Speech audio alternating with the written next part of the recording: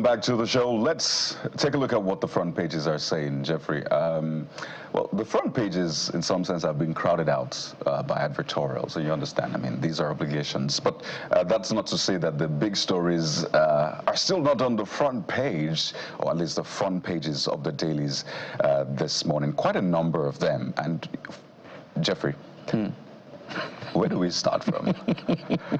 Because it was a busy weekend, and you understand that there'll be quite a lot on the front pages. So maybe we'll start from New Telegraph newspaper. Okay.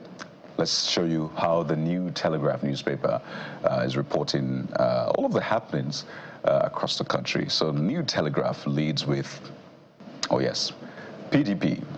PDP crisis intractable as confusion mars scheduled NEC meeting. So you know what's interesting about the story, Jeffrey? It's on pages 2, 5, 9, 10, and 11. It's a kind of story that I mean, you can't write in one page. You can't write in 2 pages. So you have, how many pages now? 5 pages. About 5 pages, dedicated to the story. And the explainers, Governor Mba says Southeast reserves right to review future with PDP if... Ooh. And you see, we need dedicated members to rebuild PDP ahead 2027. It's coming from Bode George. Really intractable. I think PDP knows what their problem is. They are not just bold enough to address their problems. And I think interest wrangling, everybody trying to position themselves as to who should be what. They don't want to abide by their own rule book, their laws. In fact, it's common with political parties. The laws are very clear as to who succeeds what, how who can be removed, what is the condition for participating in an election. These things are written in English. Yeah.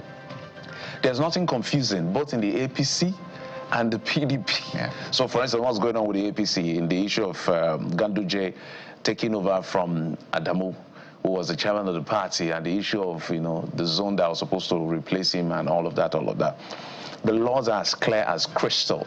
But for some interest wrangling, people with better watchers outwitting the other persons is what got them here in the first place. And I'm happy the way the Supreme Court has addressed this issue. And I've also seen politicians trying to maneuver their way. But the Supreme Court on this one is very clear. If you go near the Supreme Court, the only thing left for the Supreme Court is to write, besides that, the Supreme Court of Nigeria, all political parties concerning membership and leadership, if you come here again, we will send police after you. A notice on the door. I'm telling you, literally, because the Supreme Court has adjudicated, other courts have adjudicated. As long as it has to do with leadership and membership, nothing concerns the court. And you know the funny thing, people who know these things will still say, we have a court injunction, a court order. Which court granted you what? The Supreme Court says if it's not, because it's not about nominating candidates, Section 84 or so, subsection 14 of the Electoral Act. Yeah. If it has nothing to do with nomination of candidates, we don't want to see you here. So if the apex court, which is the final court in the land, has made that decision, every other court entertains it. Because what happens now is that they are not navigating around issues of my right is being infringed upon. What exactly is going on with these guys? So that's how it works. They always find a loophole. They just find a way. It's as clear as crystal. So PDP should actually put their acts together. It is not an impossible problem to solve, except there are people that just want to bring the party down. For those of us who are journalists, when the opposition is not functional, you make our work quite difficult because there are layers to how to check government. Layer number 1 is the National Assembly. And that layer number 1 is through the opposition in the National Assembly or the generality of the National Assembly. Then you can come to the opposition itself. Then you have civil society. And then the media reports all of this, checking, doing our investigation to find out where the truth really lies. Look at when the APC was the APC then, before they became APC and when they eventually became APC. They gave the PDP a run for their money. They eventually kicked PDP out of the system. Now, none of the opposition is standing anywhere close or being an opposition. They are busy fighting themselves, leaving the work they should do as viable opposition, creating alternative ideas on policy, on governance and politics. It's very shameful. It's very shameful. And just to add to that, I think it is clear what is going on here, right? We know what is going on. A lot of people are card-carrying members of the PDP, but in their hearts and with their actions and with even what they say, they're in the APC. Even you find a lot of them in the Labour Party, and they're in the APC as well. So maybe we should just collapse all the structures. Let's re-register new political parties and say, if you belong to, stay here, don't hide behind. Don't confuse us. Don't confuse us, because as you said, Jeffrey, now you leave the fourth estate of the realm to now become the opposition. Yeah. In that sense, like we're now the vanguard of the opposition. No, that's our job, is to be critical of whatever government. When they deserve praise, we praise them. When it's time to be critical, we are critical with them. Like just like what you mentioned now, Nyesom Wike and his people practicing amorphous politics. I will work for the president, but the PDP must do this. What exactly is going on in this country? I don't understand. I guess. Maybe Eniola can give us some more insight into this. We're joined on the program to review the top stories by the chief correspondent, the Africa Report, Eniola Akikoto, is live with us in our Abuja studio. Eniola, good morning. Good morning, Coyote. I don't know if it's tough for you as well, seeing what's playing out in the PDP as a journalist. You wonder what is going on with the opposition, even in the Labour Party as well, right? So seeing again that the PDP hasn't gotten its act together, it's far from it. I don't know, as a journalist, maybe speak to us about that first.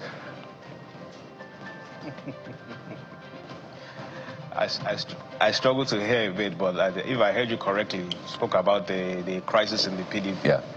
I think it's Deji Adeyanju that said last week that, Tinubu is not going to run in 2027. Most likely we'll just throw to the presidential villa because there's really nobody to challenge him.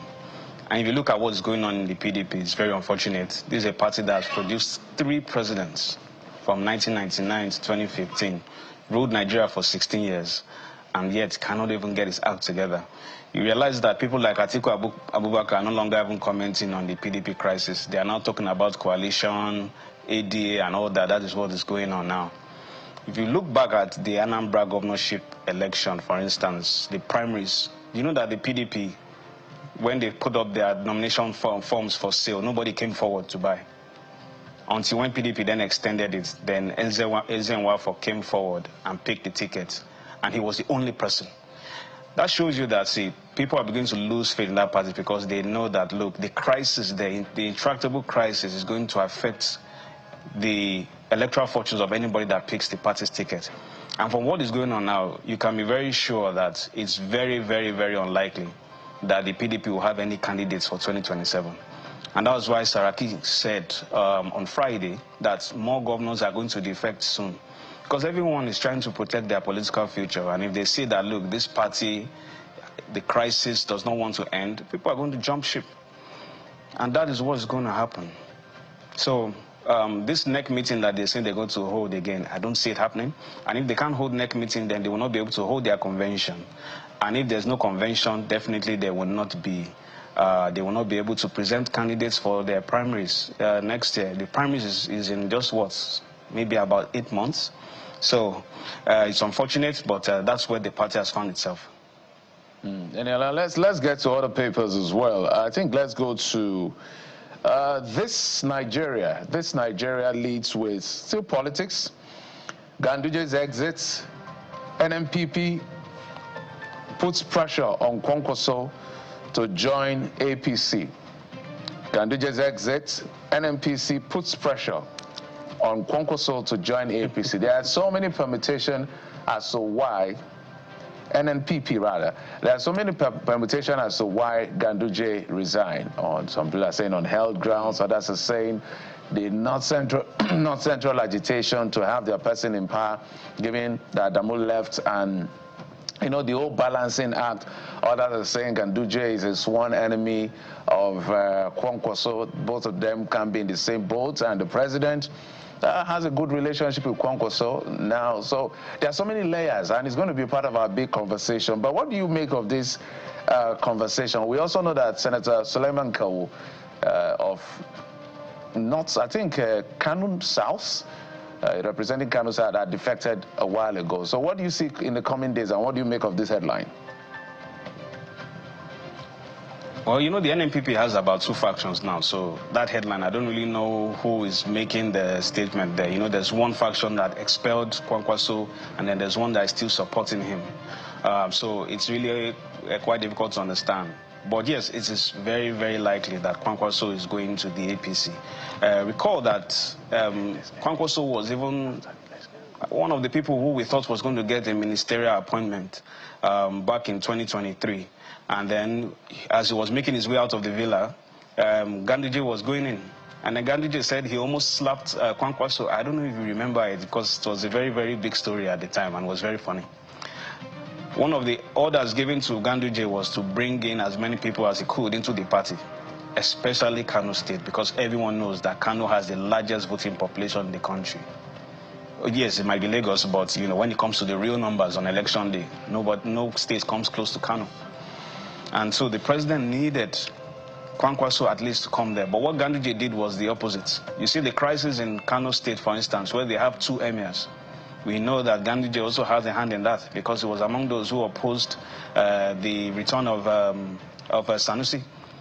And so what the president has done effectively is that, look, he had to just weigh his options. That, look, this is a state that has about 6 million votes.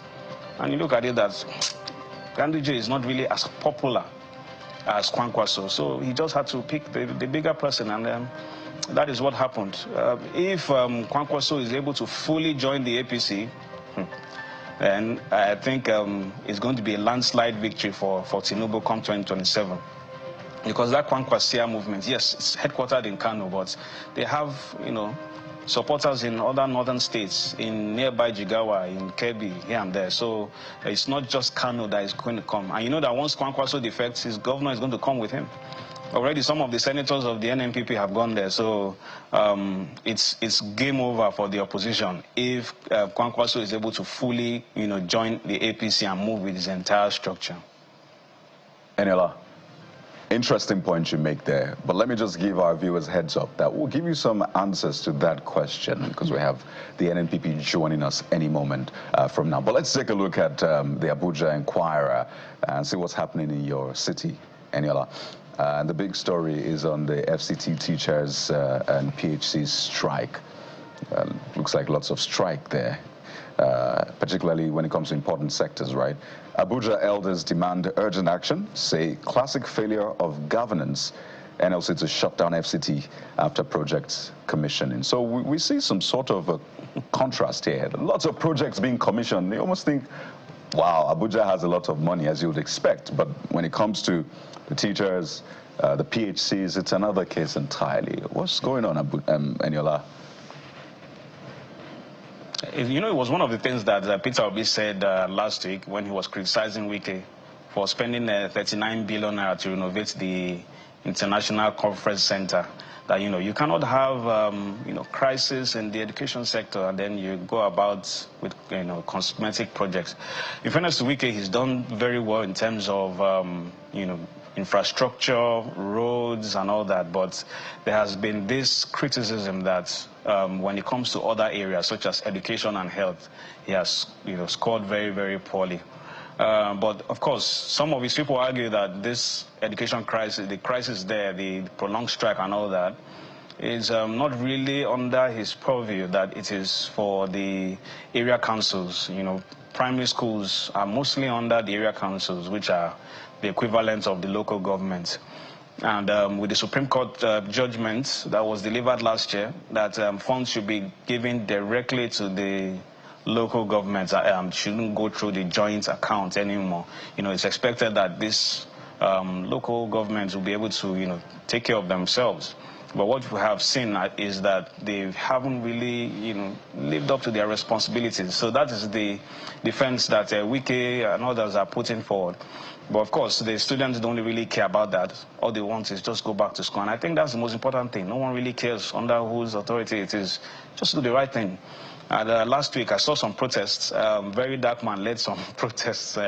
He wore the uniform of one of the schools, and a lot of the students who came out to protest. And I think it's just so unfortunate. We followed the Frexim Bank conference of last week, where Jeffrey Sachs, spoke for about 1 hour. He said, "Look, you cannot get it right in Nigeria or in Africa at large, except you first tackle this." The education issue, because the standard of education is very low. And he said, look, no country can rise above the standard of education that it has. And so we need to give ultimate and utmost priority to it. So yes, I think Wike needs to, go, if he was able to, do what he did in Rivers State for the sake of politics, I think he should be able to also do some magic here in the FCT and make sure that the crisis, at least in that education sector, is tackled. Eniola, it's just a lot to wrap our heads around, but one thing is sure, those teachers, those very vital institutions need to be up and running if we think, or if we say that we're planning for the future. But Eniola, we have to thank you so much for providing the much needed insight. I know as a journalist you're excited because this week will be a banger. So I wish you the very best. I wish you the very best covering all of those stories, all of the angles. We've been speaking with the chief correspondent of the Africa Report, Eniola Akikwotu. Have a great day, man. Thank you. Well, there you have it. But we'll take a moment now, and when we return, we have the NNPP joining us. We have the APC joining us. So all of the insights that you need to get a better understanding of the political intrigues ahead of 2027, you find right here on the Morning Brief. Stay with us.